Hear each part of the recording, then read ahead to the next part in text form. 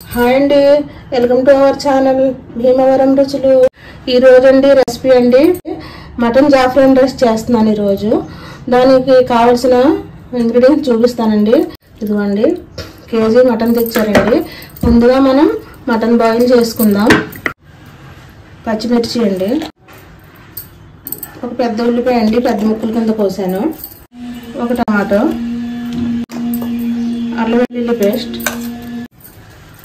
ఇదిగోండి రుచికి సరిపడ్డ ఉప్పు, పెద్ద స్పూన్తో 2 స్పూన్లు కారం, కొద్దిగా పసుపు, ఇదిగోండి యాలకులు, స్టార్ ఆనియన్స్, లవంగ మొగ్గలు, ఇదిగోండి చెక్క, కొద్దిగా కసూరి మేతి, ధనియా పౌడర్, ఒక చెక్క నిమ్మకాయ పెట్టాను. పొయ్యిలు వేసుకున్నప్పుడు ఇదిగోండి ఆయిల్ వేస్తున్నాను కొద్దిగా. ఒకసారి మొత్తం కలిపేసుకుందాం. ఇది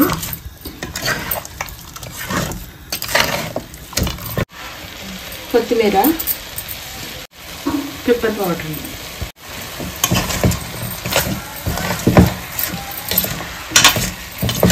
మామూలుగా మూత పెడుతున్నాను, విజిల్ అయితే పెడతలేదు. ఇది అండి బాస్మతి రైస్. ఇది 3 గ్లాసుల రైస్ తీసుకున్నాను. అంటే కిలో ఉంటాయండి ఇవి. కిలో మాసం కదా, కిలో రైస్ తీసుకున్నాను. నానబెట్టి ఉంచానండి. దీంట్లో ఇప్పుడు ఉప్పు వేస్తున్నానండి. ఉప్పు వేసి నానబెట్టుకుంటే బాస్మతి రైస్ బాగుంటుంది. ఇప్పుడు చూసారు కదా, కొద్దిగా మగ్గింది. ఇప్పుడు దీంట్లో 1 గ్లాసు వాటర్ పోస్తున్నాను. ఎక్కువైతే పోయకూడదు, 1 గ్లాస్ పోసాను.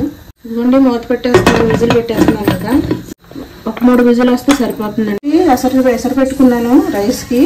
దీంట్లో ఇంకా చెక్క, లవంగం, యాలకులు, షాజీరా, స్టార్ ఆనియన్స్ కొద్దిగా వేసాను. కొద్దిగా పుదీనా వేసానండి, పచ్చిమిర్చి, ఇదిగోండి ఉప్పు. ఇది బిర్యానీ అయితే కాదు, ఇది రైస్ పలంగానే వస్తుంది. జాఫ్రాన్ రైస్ అండి ఇది. అండి జాఫ్రాన్, ఇది కుంకుమ పువ్వు కూడా అంటారు కదా దీన్ని.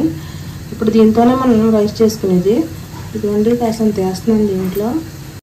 ఇదిగోండి పాలు పోస్తున్నాను. ఇది నానితే కలర్ వస్తుందండి. అప్పుడు దాకా వదిలేద్దాం దీన్ని. బియ్యం వేసేస్తున్నానండి. కొద్దిగా ఆయిల్ వేస్తున్నాను, కాసంత అల్లం వెల్లుల్లి పేస్ట్. ఒకసారి తిప్పేసి మొత్తం మూత పెట్టేస్తున్నాను. చూడండి 4 విజిల్లు వచ్చాక స్టవ్ ఆఫ్ చేసానండి. ఇప్పుడు విజిల్ అయితే వెళ్ళిపోయింది. ఇది పూర్తిగా విజిల్ పోయాక, గాలి పోయాక మనం కుక్కర్ ఓపెన్ చేయాలి.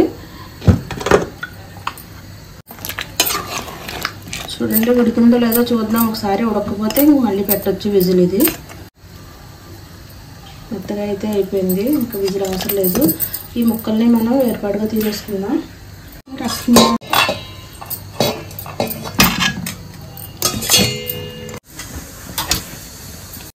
పొంగు వచ్చేసింది, రైస్ ఉడుకుతుంది. ఇది దీనికి 50% 80% అని ఏమి ఉండదండి. మనం తినడానికి ఎలా వండుకుంటాం రైస్ అలాగే వండుకోవాలి. మొత్తం కుక్ అయిపోవాలి. ఇది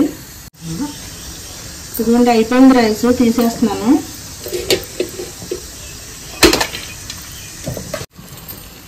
ఇదిగోండి అదే గిన్నె పెట్టాను. మళ్ళీను కొంచెం 1 స్పూన్ నెయ్యి వేస్తున్నాను దీంట్లో.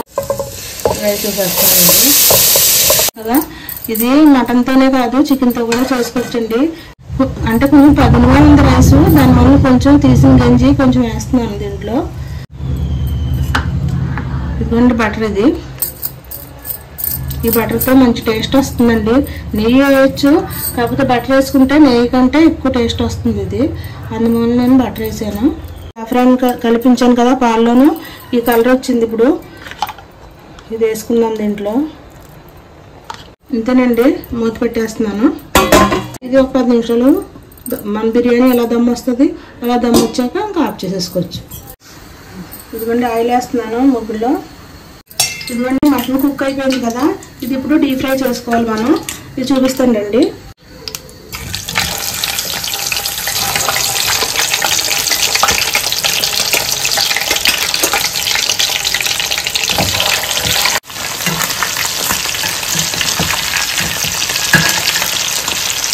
చూడండి ఈ కలర్ వచ్చే వరకు ఫ్రై అవ్వాలి. ఎక్కువ ఫ్రై అయితే మళ్ళీ ముక్క బిగిసిపోతుంది.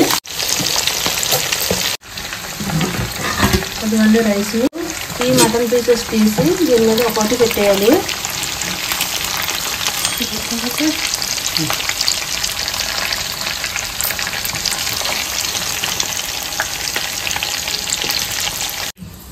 చూడండి, ఇది ఫ్రై చేసి రైస్ మీద వేసేసాను.